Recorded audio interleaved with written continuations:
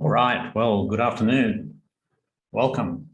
So I'm Mike Wheatland, and I'm going to talk to you about your future in science and how diverse the options are and how they extend well beyond what you think of as conventional science roles.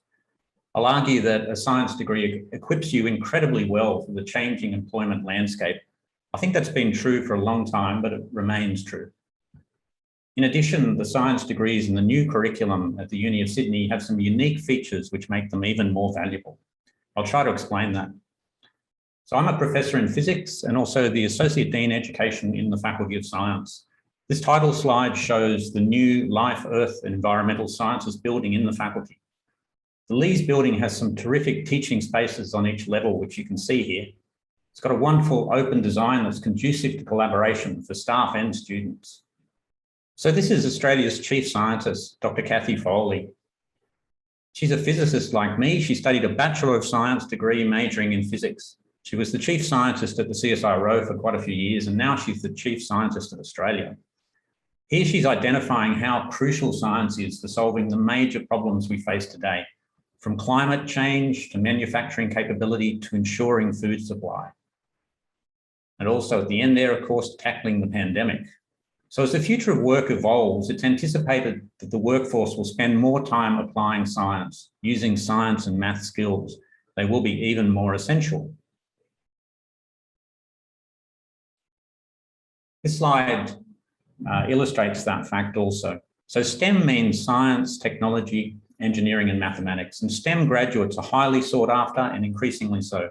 That's because of their analytical, quantitative, problem-solving skills.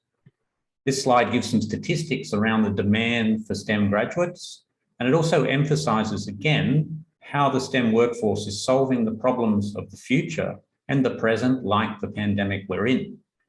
So on the pandemic, COVID-19, the pandemic we face, it's not the apocalypse, but it's proving very disruptive and many things will change afterwards. But in fact, things were already changing. One trend before the pandemic was the increasing demand in the workplace for skilled workers. So job losses in the last decade or so have been predominantly in low and high wage jobs predominantly in middle wage occupations with high and low wage occupations growing. It's predicted that this will continue after the pandemic, and having training in STEM will be even more valuable. It will position you better for this changing work environment. Now, science is not just one occupation. Unlike vocational degrees, a Bachelor of Science degree enables many careers. Science is an approach to understanding the world, not just one job. This slide shows staff and alumni from the Faculty of Science in diverse occupations across health, microbiology, conservation biology, marine science, and sustainable energy research. So let me pick one, that's Rowena in the middle. Rowena Chong did a PhD in conservation genetics, focusing on improving conservation of the Tasmanian devil that she's shown there with. She currently works in science education as the Bushland Community Liaison for the Willoughby City Council. So there's an example of a graduate going into a career that's closely related to what she did. I thought I'd mention my own path in science, my own journey. So I put together this slide. I study solar astrophysics. That's phenomena that occur on the sun, the physics of the sun. At the bottom right is a beautiful image of the sun in the extreme ultraviolet showing the solar corona. I study events that happen in the corona, like the eruption that's captured in that image. So those events are dominated by the magnetic field that's there in the sun's corona. There's a lot of physics going on. How did I get here? I came from Dubbo and I studied science at school, physics, chemistry and maths. And I went to the University of Sydney in 1988 and started a Bachelor of Science degree. I completed the degree and then honours and then a PhD also at the Uni of Sydney. I then went overseas to Stanford University, that's near San Francisco in California, and I completed a couple of postdoctoral positions. I was still studying the sun and events on the sun, solar flares in particular. I returned to Sydney to a fellowship and I've stayed. It's a terrific place to study and to work. I think in many ways my path is actually pretty unusual. Academics never really leave school. but it illustrates one option that's there, the research pathway. Looking back, I didn't think that I would end up where I am. It still surprises me. I just started interested in science and physics in particular, and I pursued that. Hence, I did the BSc rather than other degrees with higher entry marks that I was eligible to do. I have friends and colleagues who started in science and have not ended up in academia, but they've ended up in wonderful diverse careers in consulting, finance, government, teaching, business, and other areas. So undergraduate science at Sydney, I'll talk a little bit about it, what it actually involves. I'll try to emphasise that science is much more than lab coats, test tubes, and equations. Fundamentally, science is a way of thinking about the world which is based on observational facts and enables solutions to problems in the world. At Sydney, I think we're teaching the problem solvers of the future, people who will address the fundamental questions we face today. If you study science at Sydney, you will join a community of scholars.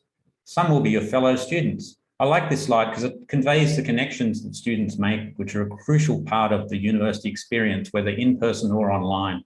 You will make friends that you'll know for a long time. I made friends in undergraduate in my first years at university who I still see. This slide emphasises that the University of Sydney is highly ranked internationally. There's stats that show that. They're based on both research and teaching quality. And I would say that one of the ways fundamentally that the university is different from secondary education is the close connection with world-class research. But it's important to remember that we also have world-class teaching. I think a basic principle is to follow your interests. And the science degrees that we have on offer are designed to allow that. They're really very flexible. Looking at the Faculty of Science, there are a wide range of disciplines present within 8 schools that are listed there, 8 schools within the faculty. It ranges from microbiology to astronomy and everything in between. There are more than 40 majors representing the disciplines and other course components, programs and streams that I'll talk about a little bit. So the degrees fundamentally are designed to allow you to follow your path in science. They're very flexible. You can take a second major outside science in the Bachelor of Science, for example. The Bachelor of Advanced Studies that's listed there, is present, is a 4th year to the degree, which enables honours or advanced coursework and projects for non-honours students. Here's a little more detail on what's available. Table A is the big list of options in your degree. Within a degree, also called a course, the structures that are present are streams, programs, majors, and minors.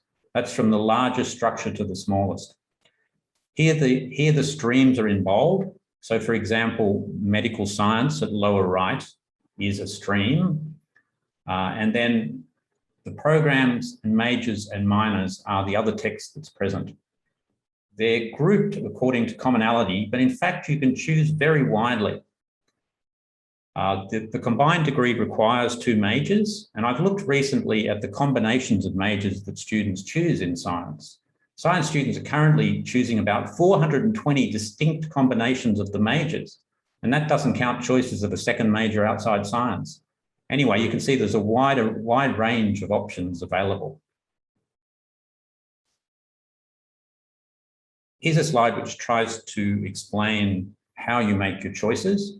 You choose a degree or course, then you choose the biggest structure, a stream, or you don't have to do that. You can do a plain Bachelor of Science, for example. Then you choose a program or not, and then you choose majors and minors. I mentioned that for the combined degree, you need to do 2 majors. So the biggest things at the top in the pyramid, the stream, and the smallest thing, the minor, is at the bottom. The sizes are listed in credit points. So a major is 48 credit points. 48 credit points is how much study you do in 1 year. So that's equivalent to a full year of study, but in a major, you take your units over 3 years. I'll go through a couple of course plans to show what you actually study with certain choices. Here, for example, is the sample course plan for the Bachelor of Science, the 3-year degree, with a biology major. It's a schematic of what you actually study within the year. Each year you study 48 credit points, I mentioned that. So most units are 6 credit points, so you would then study 8 units within a year. And that's how this diagram works. You can see that for each year there are 8 boxes corresponding to a unit. This shows the study of 2 majors. So the dark blue is the biology major, the first major that the student is studying. The red is the second major, although it could be a minor within the Bachelor of Science. So that first major, biology, has 2 units in the first year, 3 in the second, and 3 in the third year. It's a so-called 2-3-3 major. The other things that you need to complete in your degree are the degree core, that's shown in grey. And also you need to complete 12 credit points of Open Learning Environment units, or OLEs. These are small units, most are 2 credit points, intended to allow you to branch out and investigate other areas. They're so-called breadth units. You can see that once you fit everything in, 2 majors, the degree core, the OLEs, there's not a lot of space left for elective choice in your degree. So it's important to make a map like this to work out what you're going to study before you start. The grey units there, the degree core, I'll talk a little bit more about that. In fact, the degree core requirement is 24 credit points, but 12 credit points of that must be taken from a table A science major. So you can count your major towards that part of the degree core. The other part is the 12 credit points, which is shown here in grey. That comes from a degree core list, which includes first year math units, also Data 1001 and Sci-E 1001. The degree core is intended to form a foundation for subsequent study, and different disciplines have specific requirements. So you need to get advice on this. There is advice available when you enroll. Here's another course plan. This one's for the combined degree, the Bachelor of Science, Bachelor of Advanced Studies with the medical science stream. So the 4-year degree requires 2 majors. The medical science stream, which is also a program, requires the major medical science. That's shown in dark blue, in blue here. There's also a program core in dark blue that's required, and there's a stream core that's shown in pink. The second major is shown in red. And then again, there's the degree core in grey, and there's the OLEs. So you can see it's a little bit complicated. It's important to make these maps to work out what you're doing. The 4th year of the degree can be honours, or it can be as so-called advanced coursework and project units, which is what's shown here. Here's another course or degree, which is the Bachelor of Liberal Arts and Science, BLAS. So this course has a lower ATAR requirement for entry. It allows most of the things available in the BSc, and in fact has some unique features. In this degree, students complete 36 credit points from Liberal Arts and Science unit, the Liberal Arts and Science units table. That's shown in light green. They also complete a major, and that major in blue can be in arts or science. Finally, there's a 36 credit point sequence of units shown in red. If the major is in arts, that sequence is in science and vice versa. So this is a degree which really ensures a mixture of arts and science.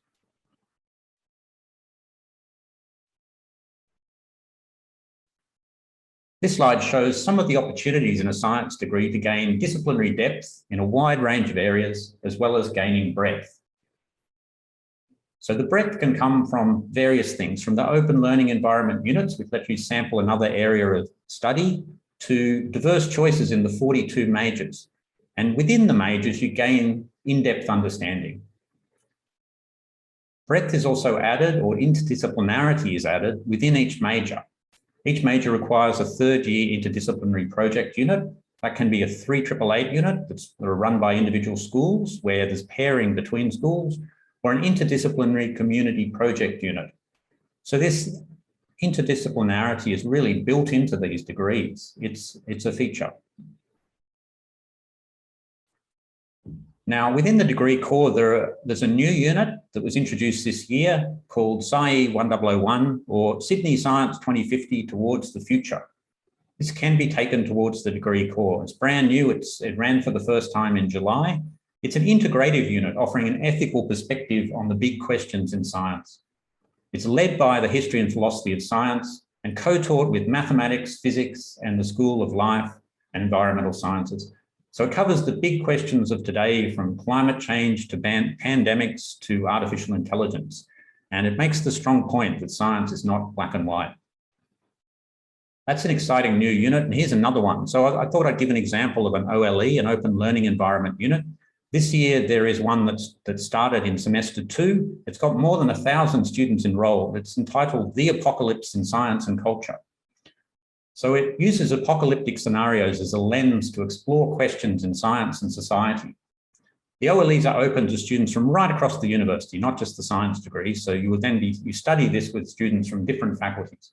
The major project in this unit is to create a short film on an apocalyptic scenario. So you learn some filmmaking skills along the way. So these OLEs really, they give you breadth in various ways. So this gives you an idea of what's available.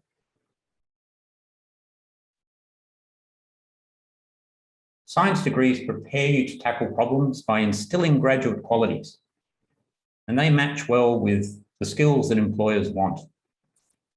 Again, I'll emphasize the interdisciplinarity of the science degrees. That's important because most students don't end up in the specific area they study, and we've built degrees around that. They give you that breadth that will be important for your future. The broader skills you learn will be as important as the disciplinary knowledge and understanding that you gain. Now, beside the general degrees like the Bachelor of Science, we also have professional pathways. Here are some: psychology, nutrition and dietetics, and veterinary science. They have potential careers as indicated here. The dedicated degrees are more focused. They have less of the breadth. However, for psychology and vet, you can also study the BSc, a general degree, and move into these areas as indicated. So there are different pathways into these areas. There is flexibility. Here are the entry requirements for the degrees for domestic students. All the science degrees are listed. In fact, the Bachelor of Science isn't listed, but the Bachelor of Science in the health stream is, and it has the same details. So the degrees are listed as well as their durations and the ATAR, or International Baccalaureate, requirements for entry. Now, note that you can start in one degree and transfer into a different degree. There are requirements for that. So if you miss out on entry, there is another option. Anyway, this is the choice that's available. This is for domestic students. And then the next slide shows the same thing for international students with the entry requirements, the different entry requirements.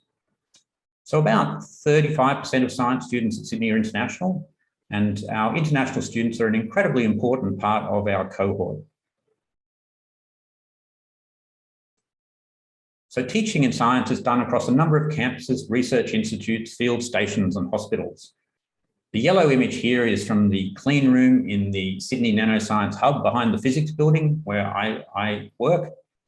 Also, it's shown here at bottom right is One Tree Island. That's one of our research stations, which is an amazing location. So teaching is done at these different locations. Our main campus, however, is of course the Camperdown campus. So where can a science degree take you? When you start a science degree, as I've tried to emphasize, there are many options.